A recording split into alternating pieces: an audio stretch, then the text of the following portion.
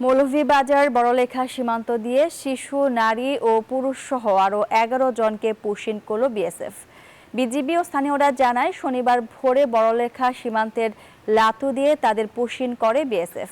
ভারতের বিভিন্ন স্থান থেকে আটক করে তাদের একসাথে জড়ো করে বাংলাদেশে ঠেলে দেয়। বিজিবি ৫২ ব্যাটালিয়ন তাদের হেফাজতে নিয়ে তথ্য উপাত্ত সংগ্রহ করে জিজ্ঞাসাবাদ করছে। পুশকৃতদের বাড়ি বাংলাদেশের বিভিন্ন জেলায়। এদিকে কুড়িগ্রামের রৌমারীতে ১ কিলোমিটার অভ্যন্তরে ঢুকে আবারও ভারতীয় ৫টি ড্রোন উড়িয়েছে বিএসএফ। স্থানীয়রা জানান, শুক্রবার রাত ৮:৩০ থেকে রাত ৯টা ৪৫ পর্যন্ত কুড়িগ্রামের রৌমারী উপজেলার বড়াইবাড়ি ও বারবান্দা সীমান্তের গ্রামের উপরে ভারতীয় কাকরিপাড়া বিএসএফ ক্যাম্প থেকে এই ড্রোনগুলো উড়ানো হয়।